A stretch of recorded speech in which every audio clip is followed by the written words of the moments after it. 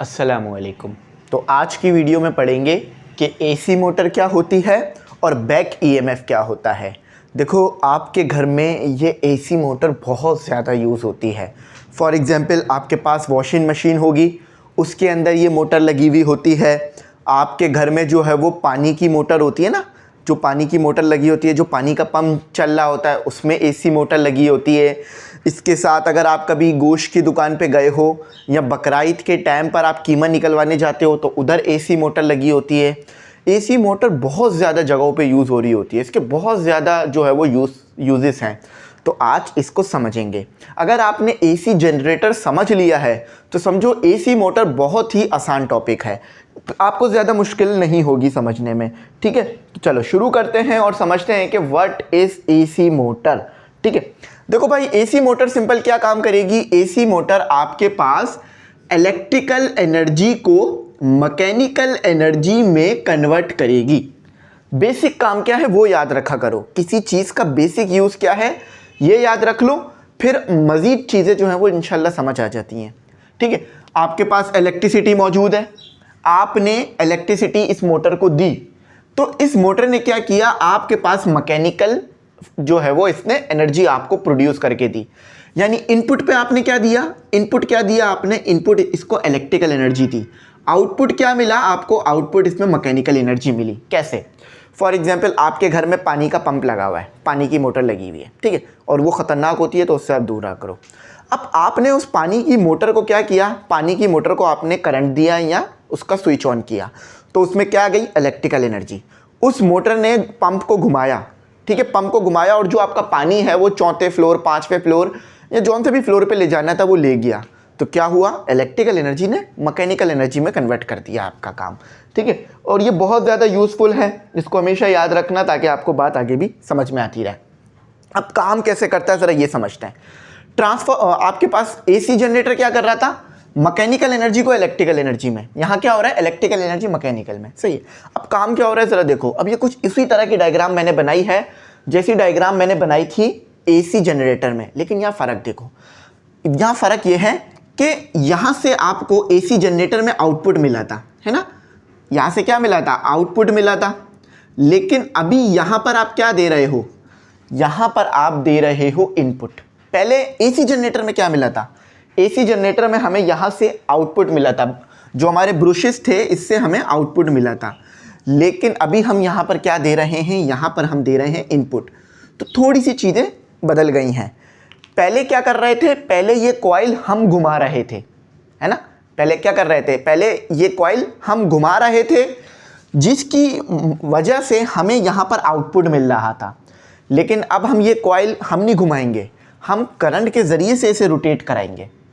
तो क्या होगा, जब हम इसे करंट देंगे ये रोटेट करेगा, फिर इसके रोटेट करने की वजह से हमारा जो है वो मैकेनिकल एनर्जी हमें मिलेगी। बात समझ आ गई ना, यहाँ पर बस ये फ़र्क हो गया। अच्छा, अब देखो इसमें एसी सोर्स लगा हुआ है। अच्छा, सही है। अब हम ये पढ़ लेते हैं कि हम इस मोटर को बना कैसे सकते हैं। ये तो बहुत ज़्यादा सिंपलेस्ट फॉर्म लिखी हुई है। आपके घर में ना इस तरह की नहीं होगी मोटर इस तरह की होगी। ज़रा मैं आपको दिखाता हूँ, ठीक है, इसको मैं फिर एक्सप्लेन भी करता हूँ बहुत अच्छी तरह से, क्योंकि अगर ये बात आपको समझ में आ गई ना, फिर यकीन माने मेरे लिए बहुत आसानी हो जाएगी आपको चीज़ें समझाना। चलो मोटर दिखाता हूँ मैं आपको। मोटर कहाँ है मेरे पास, मोटर ये देखो भाई, ये मेरे पास मोटर मौजूद है, नज़र आ रही है। आई होप थोड़ी क्लैरिटी में होगी। ठीक है, देखो ये मोटर है। आप अपनी बुक का पेज खोल लो, 98, तो ये उसमें भी आपको मिल जाएगी। सही है, और आई होप थोड़ा विजिबिलिटी हो, थोड़ा सा अगर मैं करीब ले आऊँ, हाँ अब शायद थोड़ी बेहतर है। ठीक है, थोड़ी सी मैं ब्राइटनेस इसकी डाउन कर देता हूँ ताकि आपको नज़र अच्छा आ जाए कि भाई के बोल क्या रहा हूँ मैं। हाँ देखो, अब समझ में आ रही है। देखो भाई, आपको समझ में आ रही है, इस तरह की मोटर आपके घर में लगी होती है। जो बॉयज़ हैं वो तो बहुत ज़्यादा इससे फेमिलियर होंगे, और गर्ल्स भी इस चीज़ को देख सकती हैं, लेकिन इसे टच वगैरह मत करना, इसमें बहुत हाई वोल्टेज होता है। सही, अब देखो ये बीच में नज़र आ रहा है आपको, ये बीच में नज़र आ रहा है, ये है रोटर। ये देखो यहाँ लिखा हुआ भी, ये क्या है, रोटर। रोटर क्या करता है, रोटर जो है वो रोटेट करेगा। ठीक है, अब कब रोटेट करेगा मैं बताता हूँ। अब ये नज़र आ रहा है स्टेटर। स्टेटर क्या है, मैग्नेट। एक हिस्सा इसका ऊपर लगा हुआ है, एक हिस्सा इसका नीचे लगा होता है। ठीक है, अच्छा यहाँ पर है इसके बेरिंग, ये दिख रहा है, ये एक शाफ्ट आ रही है, नज़र आ रहा है, इसमें ये बीच में बेरिंग लगा हुआ है। और ये शाफ्ट कहलाती है। इसके ऊपर आप लोड लगाते हो, इसी को हम मोटर भी कहते हैं। मोटर बेसिकली ना इस शाफ्ट को कहा जा रहा होता है, क्योंकि इस पर आप लोड लगा देते हो और फिर उस लोड को किसी और चीज़ से कनेक्ट कर देते हो। लोड यानी कोई वज़न उठाना है या किसी चीज़ को ऊपर पहुँचाना है। ये बेयरिंग लगा हुआ नज़र आ गया आपको, बीच में बेयरिंग है ताकि जो फ्रिक्शन है उसे कम किया जा सके। अच्छा, यहाँ पर इसकी सप्लाई होती है, करंट वगैरह, एसी सप्लाई। अच्छा, ये लगा हुआ है इसका फ़ैन लगा हुआ है। फ़ैन क्यों लगा हुआ है? क्योंकि भाई देखो, जब ये घूमेगी ना और इसमें करंट आएगा तो क्या होगा, आपके पास यहाँ पर जो है ना हीट प्रोड्यूस होगी। तो फ़ैन लगाया हुआ है हीट को कम करने के लिए। तो देखो, ये कूलिंग फ़ैन लिखा हुआ है। अच्छा, ये पूरी की पूरी जो चीज़ है, ये पूरी की पूरी जो बॉडी है आपके पास एक बॉडी के अंदर बंद होती है। ये पूरा का पूरा जो कंपोनेंट्स हैं ये ऊपर से बॉडी में बंद होता है ताकि इसको सेफ़ रखा जा सके, गंदा वगैरह ना हो। और ये जो है वो रोटर को हम आर्मेचर वाइंडिंग लगाई हुई होती है, रोटर के बीच में आर्मेचर वाइंडिंग। तो मैंने ये काम किया है अपनी ज़िंदगी में बचपने में, तो मुझे पता है ये कैसे खुलती है, क्या होता है। तो अगर आप इसे देखना चाहो तो किसी ऐसी शॉप पर जहाँ पर इसे बनाया जाता है वहाँ जाके देख सकते हो।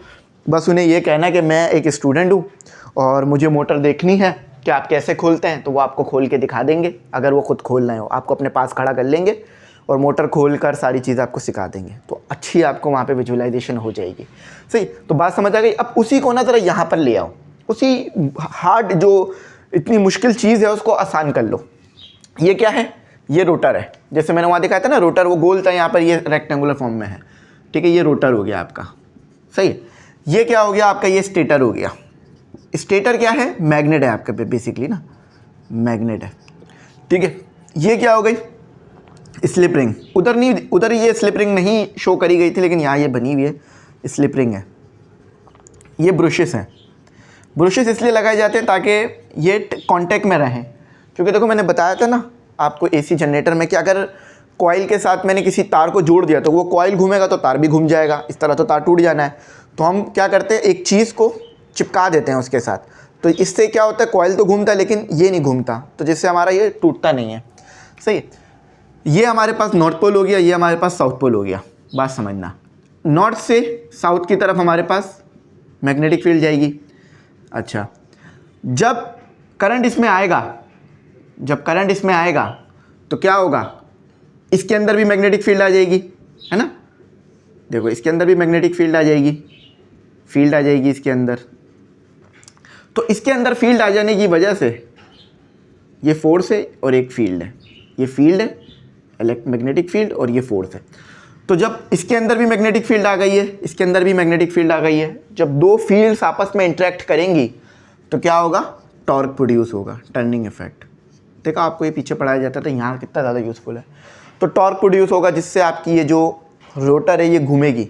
रोटर घूमने की वजह से जो इसके साथ आपके पास शाफ्ट लगी होगी, मैं आसान करने के लिए यहाँ बना रहा हूँ, तो ये जो आपके पास शाफ्ट होगी, ठीक है, ये आपके पास जो शाफ्ट होगी ये भी घूमेगी। ठीक है, ये शाफ्ट आपकी घूमेगी।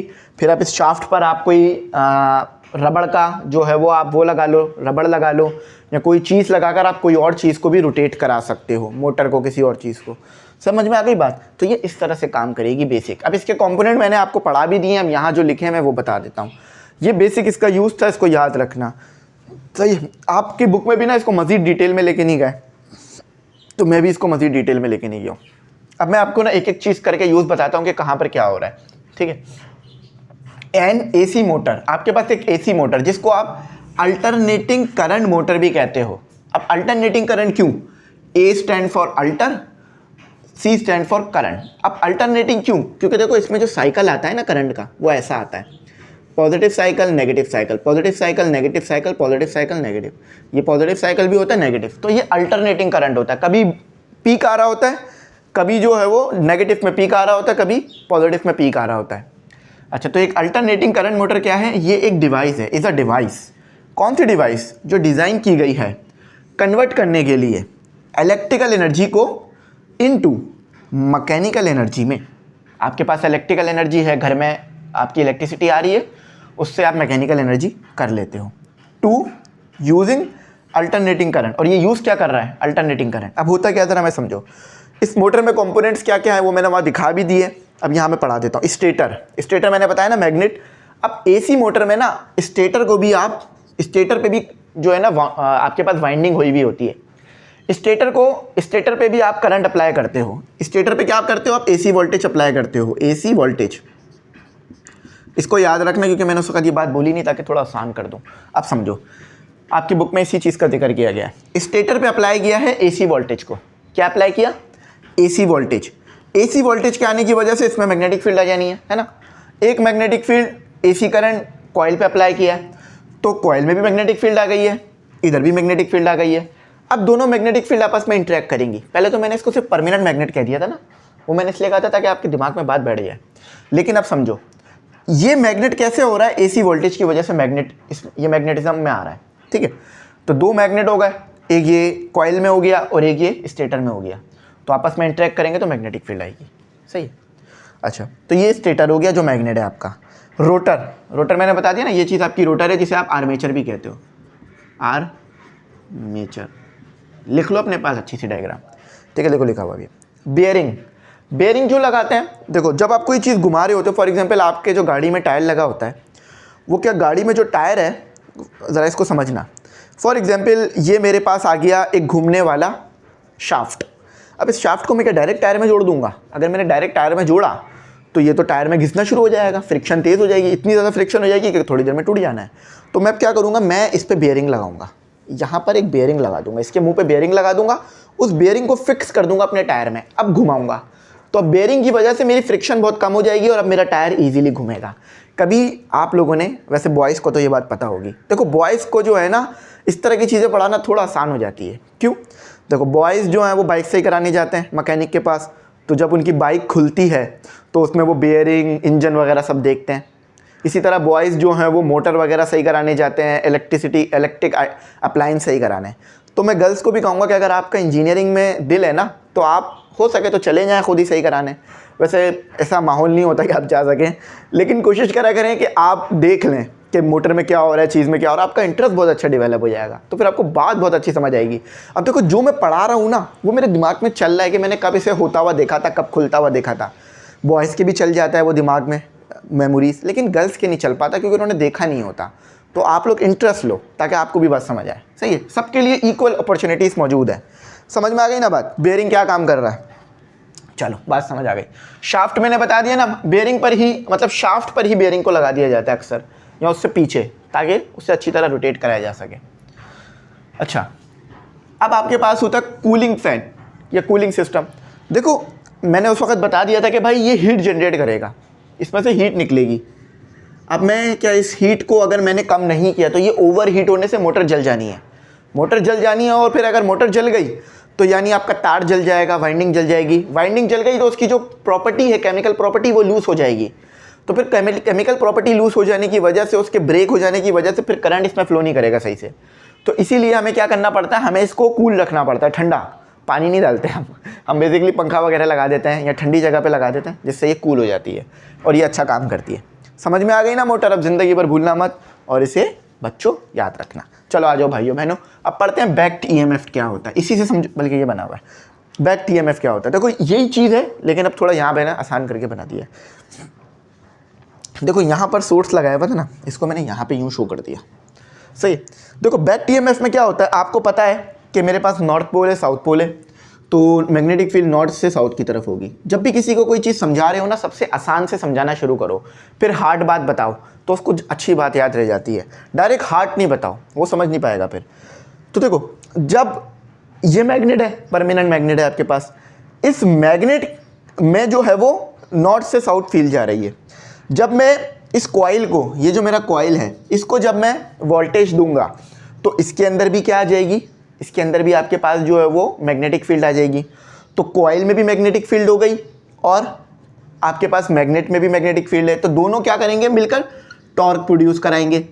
लेकिन एक बात है, जब ये कॉइल घूमेगा मैग्नेटिक फील्ड में तो इसमें एक और आपके पास जो है वो ईएमएफ आ जाएगा। देखो दो ईएमएफ तो मैंने बता दिए। एक ईएमएफ कौन सा है, एक आपके पास क्या है, एक ईएमएफ तो ये हो गया जो कि आपने दिया था, जिससे क्या हुआ, इसके अंदर मैग्नेटिक फील्ड आई, है ना।